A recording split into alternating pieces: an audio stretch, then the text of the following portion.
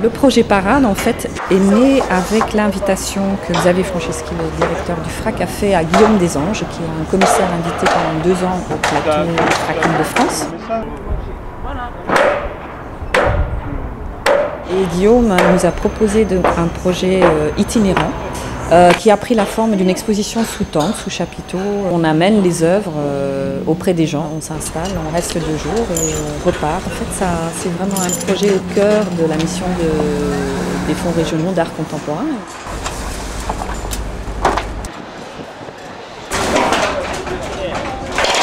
Allez, là.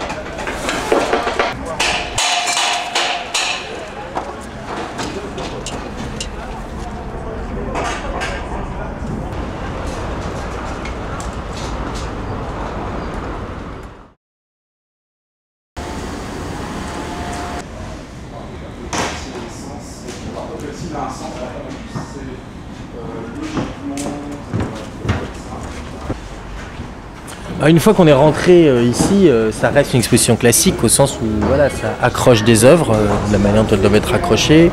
Les sculptures sont sur des socles, les œuvres sont accrochées au mur. Elles jouent entre elles par une certaine type de thématique. Donc en ce cadre, on peut dire qu'une fois qu'on est à l'intérieur de l'exposition, c'est une exposition classique. L'originalité de l'exposition, elle se joue beaucoup pour des gens qui connaissent l'art et qui savent comment l'art est présenté d'habitude. L'idée c'était de montrer le plus possible, de faire une vraie exposition, c'est-à-dire de ne pas adapter, pas faire une exposition plus simple ou plus petite ou plus... Non, là il y a quand même une 40aine d'œuvres. Si on veut tout regarder et tout lire, etc., on peut y passer une bonne partie de l'après-midi dans cet espace. Voilà. Ensuite, j'avais pas une contrainte, mais moi j'avais envie de montrer des choses très variées. Donc l'idée aussi de montrer tous les médiums. Il y a de la peinture, il y a de la photographie, il y a de la performance, il y a de la sculpture. Être commissaire d'expo, pour moi, ça consiste à partager l'intérêt et l'amour que j'ai pour l'art contemporain. Cet intérêt qu'on peut avoir pour des formes qui échappent à toute fonctionnalité ou à tout déterminisme. C'est beau, hein? Ils sont beaux les corps, ouais. Comme ça, c'est pas mal, hein? Ouais. Essayez de mettre encore plus à droite. Peut-être un poil plus bas, non? Être commissaire, c'est aussi concrètement faire des expositions. Et pour moi, ces expositions, ça doit être toujours une exposition qui pose des questions et qui pose un problème. L'art permet de, si ce n'est donner des réponses, en tout cas de proposer des alternatives à la pensée, à une relation au monde.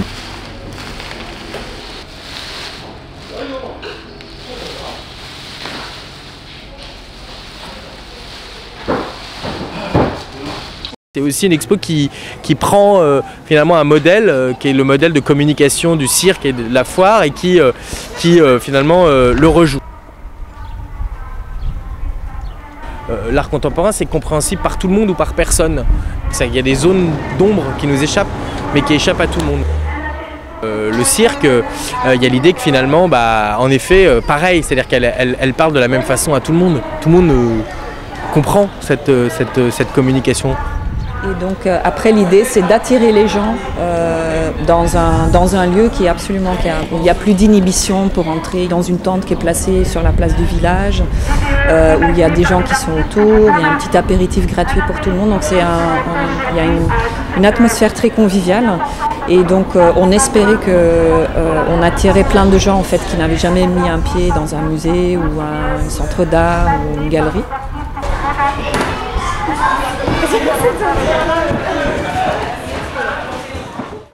Tu pensais voir quoi? Des reptiles. Tu te dépêches, hein? La première fois que j'ai vu, j'y croyais pas, quoi. Je sais pas, mais c'est pas... Qu'est-ce qu'ils font? C'est une blague, quoi. Et du coup, c'était vraiment improbable, quoi, comme visuel, comme ça. C'était la première fois que je la voyais. C'est une blague ou alors c'est vraiment de très mauvais goût. Ouais, raté, genre quelqu'un qui s'essaye à l'art contemporain, ou tu vois. Enfin, drôle en tout cas, drôle.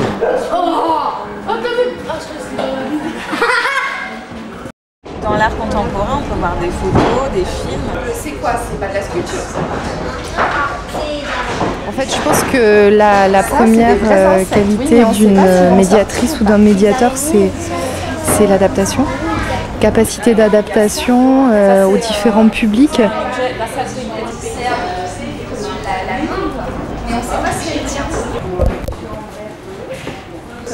justement avec des petits objets tout simples. Sachant qu'ici, sur Parade, c'est plus une initiation, une découverte de l'art contemporain. Jean-Luc Moulin, lui il est connu, mais enfin il est encore plus connu. Vous savez qu'il y a une belle collection de choses qui sont faites par des ouvriers, c'est Eurocopter. Quand vous entrez dans le hall d'Eurocopter, vous avez des objets, effectivement, enfin, comme la montre ou ça, par exemple. Le soleil. Ouais, ils sont belles, la surf en rouge, comme ça, c'est bien. Des artistes comme ça, il y en a pas mal, quoi. Donc moi, je trouve pas que c'est avant-gardiste ou... Pas personnellement, quoi. Parce qu'à Paris 8, à la fac de Paris 8, il y a des artistes comme ça, qui n'étaient pas forcément connus, autant connus que les Gérard Jovonski ou les autres, mais ils faisaient à peu près les mêmes choses en fait. Ouais, c'est une imposture totale, une forme d'imposture. C'est tout le débat. Hein, oui, sur le conceptuel, voilà. Mais tout dépend, ça... Il n'a pas vendu une œuvre, il a vendu une recette. Qu'est-ce qu'un artiste? Non mais c'est une œuvre. C'est une œuvre. Mais si demain elles le font, c'est plus une œuvre. C'est dans son sens. C'est fait avec du sucre là? Oui, du bonbon, créma, les bonbons. Ah d'accord, je croyais que c'était une sorte de marque. C'est assez étonnant, mais bon, moi ça m'intéresse pas. Oui, voilà, c'est de l'art. Voilà. Mais en quoi bon, c'est une imposture? c'est discutable quoi. Voilà. Par exemple, les grottes de Lascaux et compagnie, etc. C'est contemporain pour moi. Et elle est contemporaine ou quoi, à votre avis? Alors, elle est celle-là. Donc elle est faite. Elle est contemporaine, oui. Non, justement. Ici, j'ai une relation directe avec le public qui me permet moi aussi de me remettre en cause beaucoup parce que finalement les discussions, les questions qu'on a obligent aussi à revenir à des questionnements essentiels et qui ne sont pas des questionnements bas ou vulgaires, au contraire, qui sont des questions vraiment presque ontologiques par rapport au métier, par rapport à l'art. Et après, évidemment, le côté un peu angélique et romantique serait de penser qu'on va faire que les gens aiment l'art contemporain. Et c'est pas tellement ça le but de ce projet. Si ça arrive, tant mieux. Mais l'idée, c'est pas de convaincre à tout prix les gens.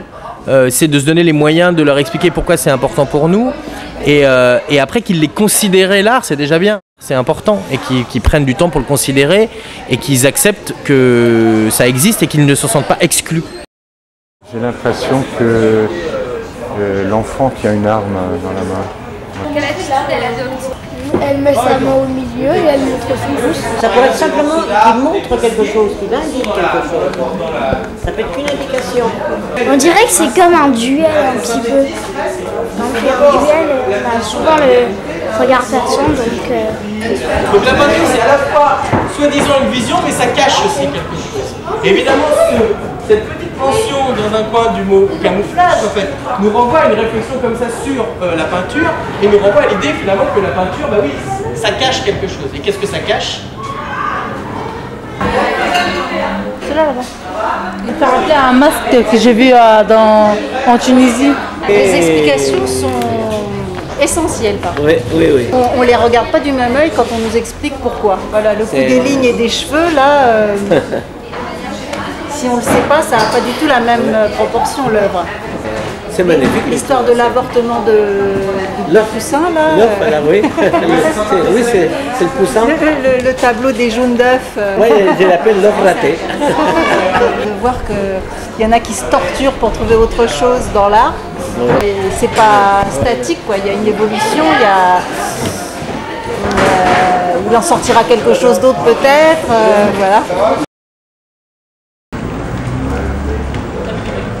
C'est quoi l'icône? C'est le déjeuner sur l'herbe ou c'est le maple? Ça peut être les deux. Oui. C'est vraiment une rencontre qui se fait là pour le coup vraiment sur le plan humain. C'est sûr que nous on est là. Donc le fait qu'il y ait une équipe aussi là tout le temps, voilà, c'est un lieu qui est habité aussi. Pas de non-distance mais une distance abolie, en tout cas physique avec l'œuvre d'art. Ça c'est vraiment une forme qui permet de mobiliser les gens qui sont autour. Là, c'était pas le but de faire une exposition pour laquelle on attire des gens de Paris, même si on est tout près de Paris. Le monsieur, il l'a fait aujourd'hui. Ça va rester 3-4 jours. Et ensuite, il faudra lui faire prendre sa douche et hop, on recommencera.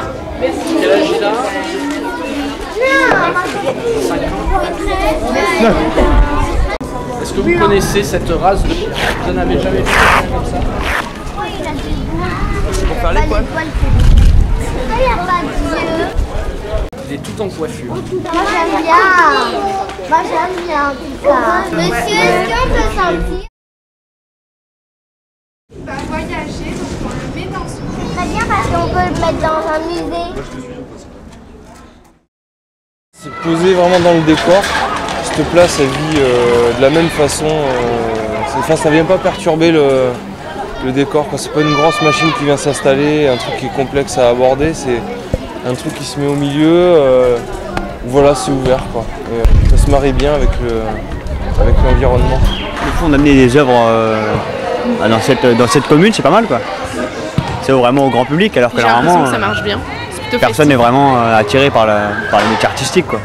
Personne n'est vraiment fan, alors que là tu vois plein de petits, tu vois un peu toutes les catégories passionnés. Surtout avec les explications qu'il y a à côté, tu regardes les petits à côté, c'est un peu dénus, quoi. Ça les fait rêver, quoi. C'est pas mal. Moi j'aime bien. C'est une bonne initiative. Une bonne initiative, ouais. Voilà. On est un groupe d'ASL, Atelier Sociolinguistique au quartier Saint-Leu. J'espère qu'avec les photos qu'on a prises ici, on pourra écrire juste quelques lignes compte rendu de la vie. C'est bien, parce que pour nous, des choses comme ça, on ne voit pas ici. D'accord, donc pour nous, c'est important de voir tout ça. Là, on travaille. Emploi, solidarité, justice. Merci. Là, on aussi. Comme le monsieur, l'équipe, l'autre, ça s'arrête jamais et tout. Et après, c'est là, en dessous ici. Bon, on continue le tour alors. Que ce soit quelque chose d'inattendu dans le sens où on ne sait pas à quoi ça sert, j'aime bien. Voilà. Il y a plein de choses que j'ai aimées. Je me demande comment ils ont pu le faire.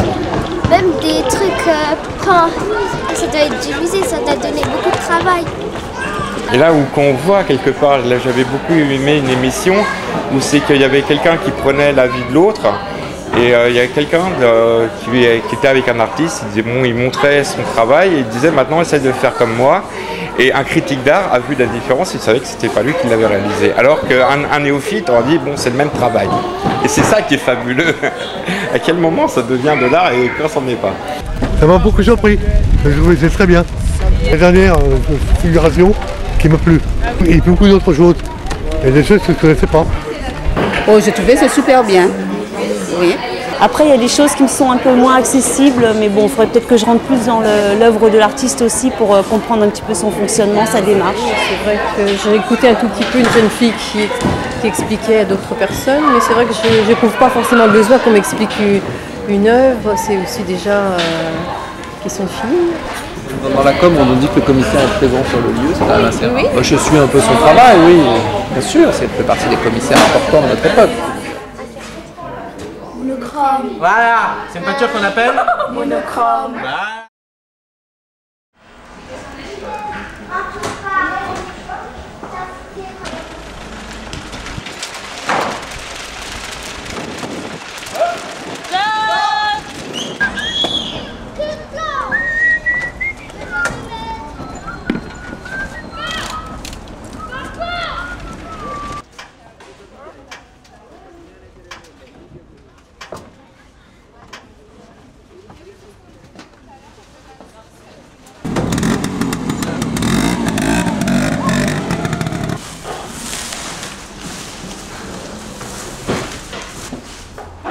Il va y avoir aussi une médiation autour des métiers de l'exposition parce qu'on fait aussi des choses manuelles en fait autour, on emballe, on déballe, on a nos gants blancs, on accroche, etc. Donc il y a tout cet aspect-là aussi. C'est ça que j'aime beaucoup dans ce projet aussi, c'est que tout le monde fait tout.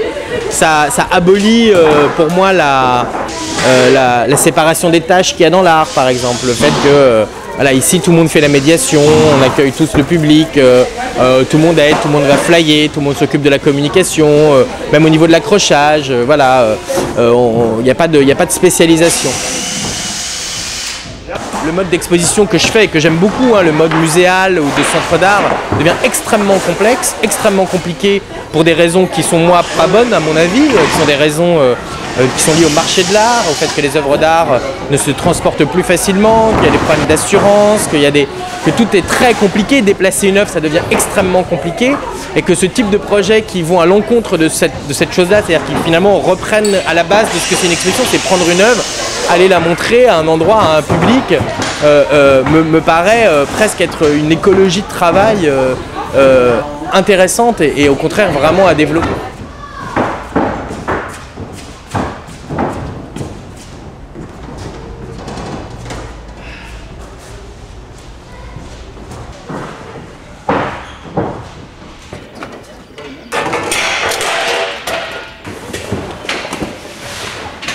C'est ce qui est un tout petit peu délicat en fait, le côté de... Il faut aller relativement vite parce que le temps qui nous est imparti pour monter l'exposition est relativement court. Et après c'est des œuvres qui sont... Voilà, c'est des œuvres d'art donc qui sont fragiles et à manipuler avec précaution. Et la deuxième difficulté c'est aussi que c'est un espace qui est assez resserré. Les parois ont tendance à bouger donc il y a un petit peu de vent. Et donc voilà, il faut être attentif à ce genre de choses. Là comme ce soir c'est démontage total de la scénographie, donc ce qu'on a fait au Bourget et à la Courneuve, où on a à la fois les œuvres à démonter et à stocker, et puis la structure, la scénographie, la croix au milieu en contreplaqué à démonter. Ça prend, là on a commencé à 18, ça prend 3 bonnes heures quoi, en allant doucement et efficacement.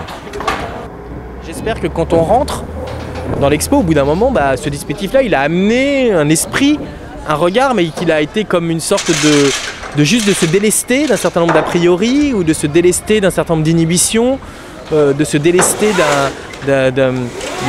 d'une distance ou d'une exclusion qu'on pourrait sentir à l'art. Une fois qu'on s'est délesté de ça, et peut-être le dispositif le permet, j'espère, et une fois qu'on s'est délesté de ça, après on a une vraie relation aux œuvres. Ça nous permet autant de les découvrir eux que de découvrir l'art contemporain. Voilà, on n'est pas des spécialistes de la médiation, on n'est pas des spécialistes de l'expo dans l'espace public. On le fait parce que finalement il y a quelque chose qui est plus important que la spécialisation, c'est l'intérêt, l'amour, l'envie de partager et ces questions-là. Et ça, et l'énergie, et le désir, et l'humour aussi, et le plaisir.